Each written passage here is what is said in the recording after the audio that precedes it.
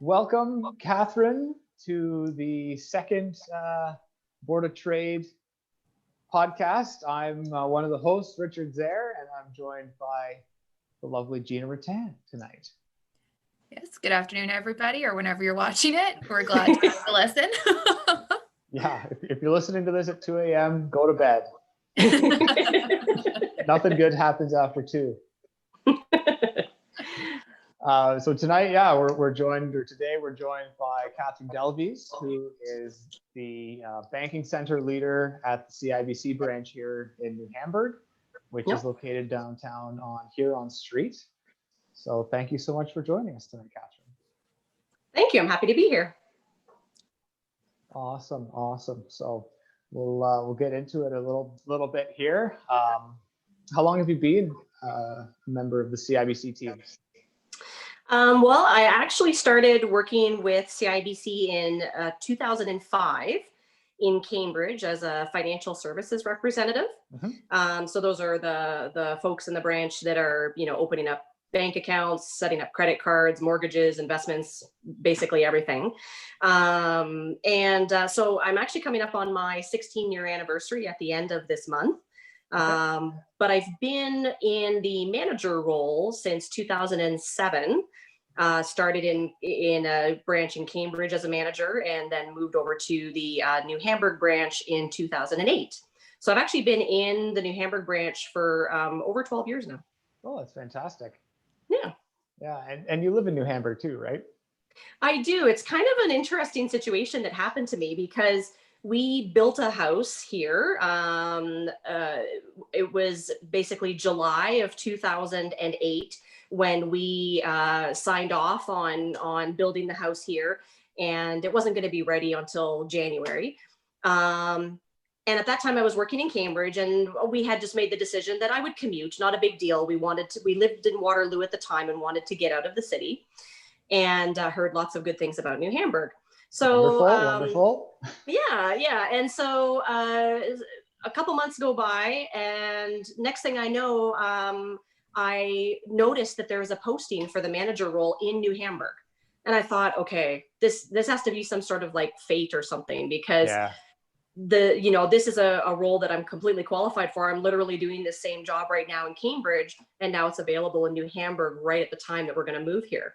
So I actually started working here in October of 2008, and then we moved into our house here in New Hamburg in January of 2009. So it just worked out perfectly. That's a fun story. Yeah. It tends to work out nicely, doesn't it? Oh yeah, it was perfect. Yeah. So I guess now you've been here in town for 12 years? Yeah. Almost. And what are some of your favorite things about being at the CIBC in New Hamburg? Well, I mean, the obvious of working and living in the same community, right? So, I come home every day for lunch, and it's been really nice during the pandemic in particular, because my husband is working from home. So it gives us an opportunity to see each other at lunchtime, because it gets a little lonely for him at home all day. He's a very social person, and so he has found it kind of difficult to be home all the time. And then, I also have an 11-year-old daughter, and when she's been home with all the time away from school, or just, right now doing school from home, I also get to see her. And so it's really nice. It really provides a wonderful work-life balance.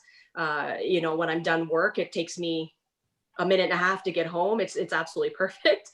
And I just love the feeling of this community. Like, it's got the small town feel, but we're close to anything we want, being close to Kitchener, Waterloo, Stratford. So you never feel like you're far away from anything, but yet, coming from living in Waterloo, we had to get away from that craziness. And I'm glad we did, because it's only gotten crazier in Waterloo with the number of students and student housing and all that. And so it's just been really nice to also working in this community gets me more submersed in it. So I, just as a result of being part of the Board of Trade and working in town and living in town, I've gotten to know a lot of people. I've gotten to know the community really well, and it really helps a person feel that much more part of the community as well. So, yeah.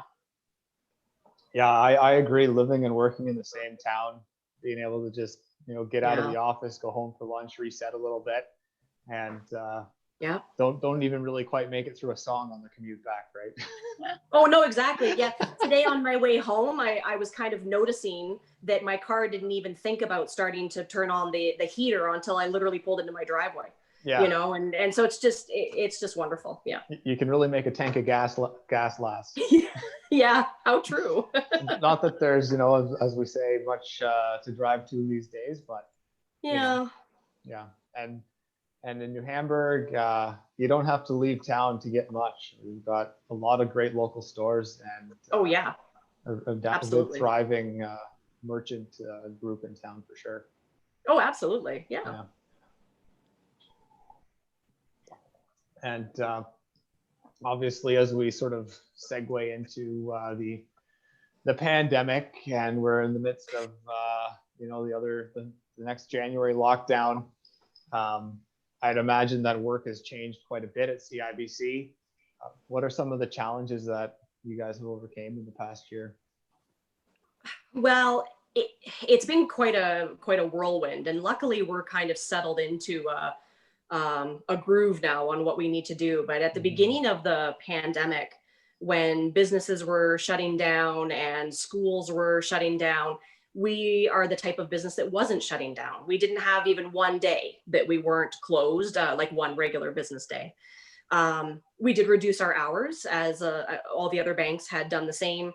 But there was so much uncertainty of what was going on at first that everybody was trying to learn as we go, including the people who are, in charge of running the company.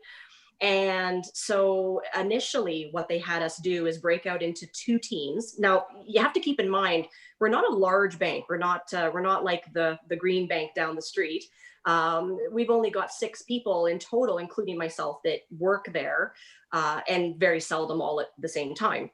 Usually there's 4 or 5 of us at a time. But what they wanted to do is they wanted to split us out into 2 teams, and they were doing this across all the branches, so that if we were in a situation where people got sick or the pandemic got into the branch, they could basically switch out the teams. And so they had us working 2 weeks in the branch and then home for 2 weeks. If you can imagine, in a larger branch where you've got a lot more staff to work with, that's maybe a possible thing to do. In a small branch like ours, as soon as it took almost nothing to cause a problem in that process, because the 2 teams were each made up of only 3 people.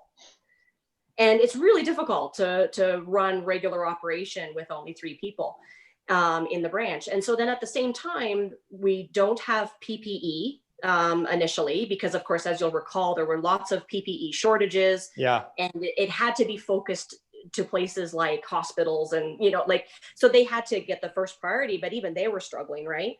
And so we were working without plexiglass, without masks, we ran out of hand sanitizer. Like it was really sure. kind of freaky at first, right? Yeah. At the same time, our like back office people, our compliance people, our IT people were trying madly to figure out, how do we now continue business and continue helping our clients without needing to get signatures from them, without needing them to come into the banking center? Because there's so much compliance when it comes to the banking industry that really we, up to that point, had been operating that almost everything needed a wet signature from a client.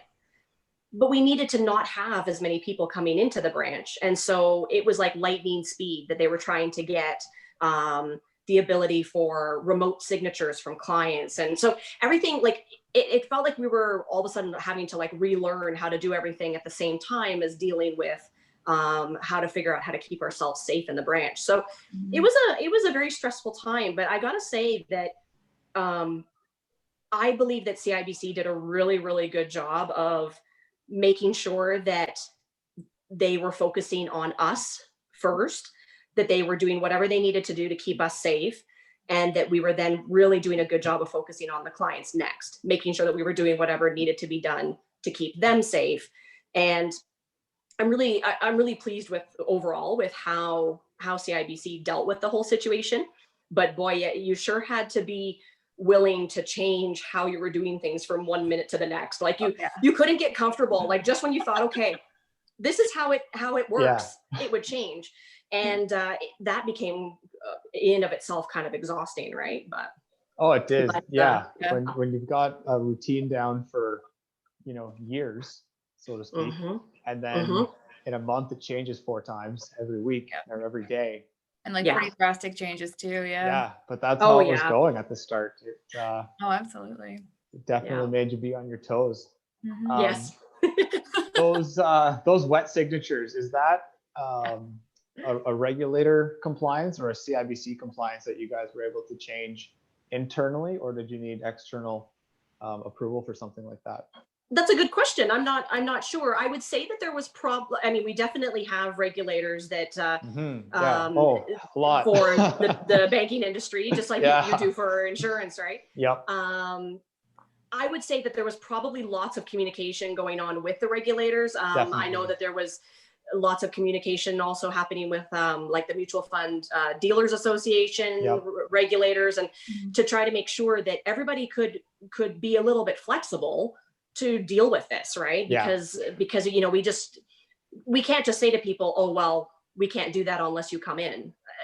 Not at that time. No. There are some things that we do still require a client signature. And so, it's just how it is, like beneficiary designations on investments, for example. It's still a regulatory requirement to get a wet signature for that. So there are, but now we've got masks and we've got plexiglass and we've got, so, it's safer for us and for clients, right? To come in and we're really careful. Every client that goes in and out of my office, I'm sanitizing everything, I'm wiping everything down, and like we're just constantly keeping things as clean as we can, and hoping that it doesn't get into the branch and become a problem, right? But now that we're so far into it, those necessary PPE and cleaning supplies, there's no shortage anymore. So it's fantastic to be able to still welcome in those clients that do need to come in and do so safely. Oh, exactly. Yeah. Like we can freely use wipes and disinfectant sprays and face masks and hand sanitizer and all that stuff and not have to worry about it. Exactly. Yeah. So I know you spoke a lot about the challenges, and there were quite a few. Is there any changes that came out of the challenges that you're looking forward to keeping in the future? Oh, absolutely. So, people want to be able to do things more remotely, even despite the pandemic, right? We live in a world now where we can just go online and take care of things, order stuff, and we don't, for the most part, people want to be able to do that, even, like I say, even when there's not a pandemic situation. So it used to be a frustration at times that we had a lack of ability to do things remotely for clients. They would say, well, can't you just email that to me and I can, no, we can't, because it's, regulatory requirements. And so I feel like this has kind of forced our industry, and I would say it's not just CIBC, it's probably across the industry, to kind of become across financial services in general. Right, to become a little more modernized. And so I don't see that going away. I would anticipate that even once the pandemic is completely over and technically everything could go back to normal, I think a lot of these changes, and they put a lot of time, effort, and expense into them too, right? Are going to stick around, and clients really like the option. Some clients still want to come in. They want to see you face to face and do these things. But there's lots of clients that want to be able to call you or email you and take care of business as well. And so there's some really good technological changes, for the industry that has come out of this that I think will stick around, which is fantastic. The other thing too that has changed, as I'm sure you can imagine, just like every other or should be every other business, but if you have any type of illness symptoms, or if your family member has any type of illness symptoms, we have to stay home. And we have a pretty strict policy with that. So for example, if I had a stomach ache one morning and I'm supposed to not go to work, I'm supposed to report into my manager. And even if my stomach ache, say, went away that same day, I then have to stay home for at least 3 more days after that. So we have a minimum 72-hour symptom-free policy. So if you can imagine, if something happens, you then are at home basically for up to a week with no ability to work. So one thing that they have really worked diligently on over the past year is giving all of the salespeople and the managers the ability to work from home. So they don't want us to work from home if we can avoid it. Because I mean, we need to be like, we're a retail business. We need to be physically at the location as much as possible. But if we do have that circumstance where we're not sick enough that we need to be off on a sick day, but we have to stay home and then we have to preventatively stay home, or a family member is ill, we now have that ability to work from home. And that's something that I'm also hoping that sticks around. So because there are circumstances where it would be nice for, in particular for a parent, if they have a sick child at home and they need to, because it happens, right? Sometimes you have to stay home with your sick kid. Just to take care of them, but Definitely. It would be nice to continue with that ability to do some work from home if needed. So it's been nice that we've been given that capability to do that. Yeah, I think a lot of people are getting tired of the work from home, but it's nice to have that option, right? Oh, absolutely. Yeah, the flexibility within the workplace. So it's nice to see that the banks are heading that direction as well, as much as possible. Yeah, exactly. Yeah, the hybrid model is working out pretty well for us in our organization personally, particularly now that schools are remaining closed. Yes. Your husband is working from home, but if both of you guys needed to be in an office somewhere, that could pose a challenge. And I hope, the hope is that your employer is able to work with you based on that, and it sounds like they are, which is fantastic. Yeah, I was just talking to one of my staff members today because she's feeling a little bit sort of stressed about the fact that her young kids are going to be home for another 2 weeks, and it's hard on her husband. Technically, both her and her husband would still be going to their workplace, and so she was concerned about him taking all of the burden of trying to deal with the schooling at home. I mean, she's got one in kindergarten, she's got one in grade 2. And so I talked to her and I talked today. I said, you know what, you have the ability to fully work from home. The only thing that she's hindered by is she can't see any clients in person, but she can still have phone meetings. She can take care of all application processing, etc. And I said to her, you know what, we'll make it work. If you need to work from home a few days over the next couple of weeks or whatever, we'll make it work. You have to be willing to be flexible for everybody to get through this, right? Yeah. There's so many changes that are happening so rapidly. Yes. Yeah, exactly. Yeah. The remote technologies and client-facing technologies that are being, developed quickly and at great expense, I'm sure they're only going to get better. So yeah, exactly. It's just accelerated a lot of businesses. If I could say, throw a big buzzword around digital transformation. Well, yeah. Love that word. Yeah. Really accelerated those steps. So. I mean, just a year, or well, maybe it could be a couple of years now, but I thought it was a big deal that we got tablets in our branches that like in our offices. So when I open up a bank account for a client, for example, they don't have to sign on paper anymore. They could sign on the tablet. I thought that was a big deal. That's cool. And it was. However, just in this past year, now I can actually take those same bank account open documents. I can send, they get electronically sent to a client who can open them up on their device, use their finger to sign their name, send it back to me, and it's all done. They never had to come to the banking center. I can even order their debit card to be mailed to them. Like, it's really, it's just really amazing how quickly they've made these things happen over this past year. Yeah, you get the copy back, they get a copy back. It's all very seamless. And people, exactly.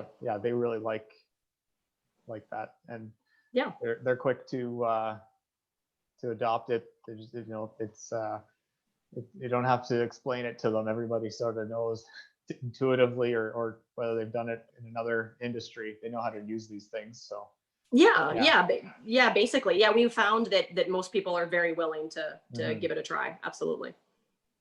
Yeah. Switching gears to the ever more competitive housing market. Yes. What does the 2021 outlook look like? I think if you went on Realtor and looked in New Hamburg and Baden, there's 1 or 2 houses on the market now. Over the winter time, and maybe it's a slow period anyway. Who wants to move in the winter, I suppose. But what's the outlook, if you could get out your crystal ball? Well, so I have to be honest. I spoke to the financial advisor in the branch today about this question, and I said to her, I said, what's your take on this sort of a thing? And she was saying that most likely, like for New Hamburg in particular, we're not going to see much of a change in the housing market. So we're in an environment right now where, as you've already mentioned, we've got low inventory. As soon as a house comes up on the market, it's like they put up the for sale sign and they put the sold sign on almost the same day. Like it's just so quick, right? And we're experiencing so many clients who are buying houses well above asking. So people are getting into bidding wars over these properties. And so we don't anticipate that's going to change. And the historically low interest rates, we've just never seen interest rates like this offered on mortgages before. It's absolutely crazy what's being offered. And for so long. Yeah, it's been a long time. Yeah. And so I don't anticipate we'll see much of a change there. So it's going to continue to be a significant challenge for first-time home buyers. In particular, we're finding a lot of young clients are coming in to see us. They're getting pre-approved for a mortgage, and it seems like it should be a lot what they're approved for, and it's not. And you get a client who, you've been pre-approved for a mortgage of $380,000. Doesn't that sound like a lot? Not really. Not when you're trying to buy in a market where you're lucky if you can get a house under $500,000, right? Yeah. So it's a struggle. We're seeing a lot of clients who are getting help from family members. So for example, you'll get the wealthier parents or grandparents who are helping to bridge the gap, between the purchase price and the mortgage by doing some gifting of extra down payment, things like that. But then they still have to be able to sustain the mortgage payments that they, qualify for too. So I think it's going to continue to be a tough housing market. On a personal note, my husband and I had really wanted a little bit more space in our house. We have a modest size home. There's only 3 of us here as well, but we have a modest size home and we really wanted more space. But when you looked at the housing market, the thought of trying to sell this home and buy a new home to upgrade it was a very stressful type of, it was going to be a stressful ordeal. And quite honestly, the amount of money that you have to spend to get a little bit more house is kind of crazy. Yeah. So we, like a lot of people, instead opted to finish our basement. So that's something else that we're seeing is a lot of folks who maybe they would like to upgrade their house, like as in buy a new house and move to a bigger house. Instead, they're choosing to put on an addition or finish a basement or just renovate other things and put in a pool, things like that, just to make the most of what they have, because really finishing our basement cost way less than if we had have tried to buy a house that had the equivalent extra square footage. You know what I mean? So we're seeing a lot of people refinancing their mortgage on their existing property to get some extra money to then do upgrades to their existing home. So that's something that we're seeing a lot of right now as well. Did you guys put in a wet bar downstairs? No. No, but we my husband did get his wish and he got his 65-inch TV in the basement. And holy moly! And he's currently downstairs playing some sort of video game on it. So Putting it to good use, eh? Oh, absolutely. Yeah, right on. Did you guys finish it yourself or hire? Oh no, Yeah. no, we got Prestige Custom Craftsman. So I'm happy to publicly state who finished our basement because they did a fantastic job. They're local, and I would recommend them. So, and I'm not being paid to say this. So. No. Fantastic. I don't think our reach quite warrants paid advertisements yet. So. No, Not yet. Not yet. No. But Not no, they yet. were fantastic. I mean, we did have to kind of wrap our head around having a few guys kind of coming in and out of our house during the summer while the pandemic was happening. But they were very careful, very clean. We still kind of kept our distance from them. Like they were doing their thing with the basement and we were staying away, and it worked out just fine. And they were a great group of guys. They really were. Yeah. Yeah. It's always, I feel like a lot of people are doing those kind of projects, but it's weird to have other people in your home during the pandemic. Yeah. And if it was right now, I wouldn't do it. Right. But in the summer, Right. things were calmer, right? It was a little better. Yeah. Absolutely. So Yeah, we the felt cases more were comfortable low. at that time. Mhm. Right. In the summertime. Exactly. Yeah. And you had the outside to escape to as well, just Exactly. if you wanted to get out. Yeah, exactly. Yeah. And then there was the building material shortage and all sorts of things because everybody. Yeah, everyone was trying to I guess upgrade a lot where of, they had to stay for the rest of production. the year. Yeah. Oh yeah, absolutely. It was interesting. Yeah, tough. Good time to be a contractor, but a tough time because you can't get the materials, I guess. Mhm. Yeah, for sure. So this is just a couple wrap-up questions, I guess, and more for fun, but what's one thing about CIBC or even the specific branch in New Hamburg that you think would surprise us? So I mean, that's kind of a tough one because I mean, it's a bank, like, I mean, I honestly, I love working for a bank. It's been my career. It was my dad's career, not at CIBC. I won't name the bank he worked for, but, so, I really do love this industry. But it's a bank. So, but one thing that's kind of interesting is I would suspect a lot of people don't know how long CIBC has been part of New Hamburg community. Maybe not under the CIBC name, but technically CIBC has been in this bank has been in New Hamburg for 136 years. Holy smokes. Yeah. So that's probably surprising. That's very surprising to me. That's a fun fact. Yeah. Now, like I say, it didn't start as CIBC. So, I mean, it started as the Western Bank of Canada in 1884. And then it changed over to the Standard Bank of Canada at some point, and then the Canadian, here's where I got to check my notes here. And then the Canadian Bank of Commerce acquired it.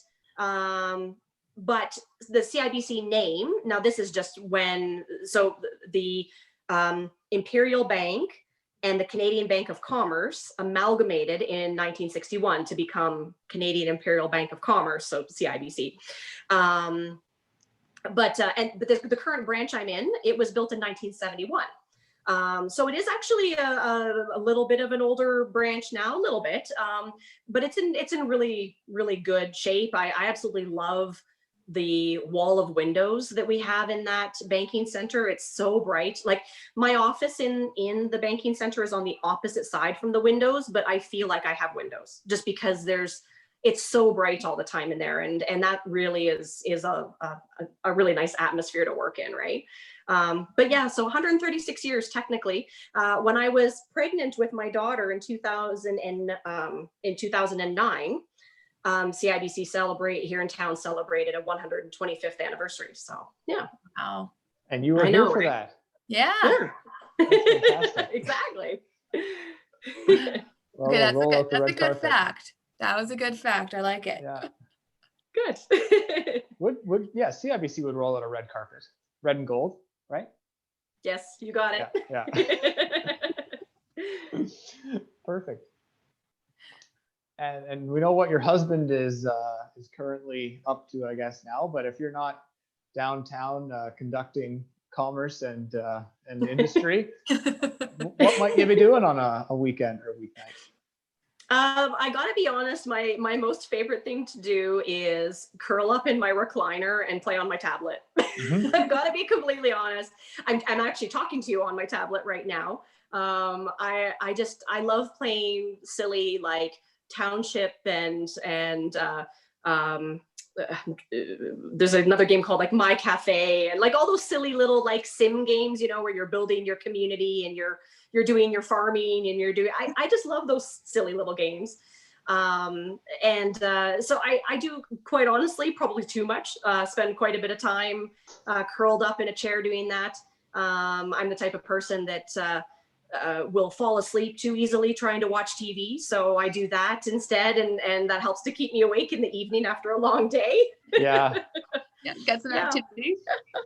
Yeah. Now, I mean, we do also, like, you know, when there's not a pandemic, we used to go to a lot of hockey games. We are very avid Red Wings fans. I'm sure I'm going to get in trouble for that. You certainly aren't going to the Joe Louis anymore. No. No, the last hockey game we went to actually was in February in 2020. So, Oh, wow. you know, when everybody knew of the pandemic, but we weren't afraid of it yet, you know what I mean? Yeah. So normally we would go to a lot of hockey games. We like to do things like virtual reality gaming. So I don't know if you've ever been to Control VR in Waterloo. We love that. We do like to play a lot of video games. You know, normally we're avid movie theater goers.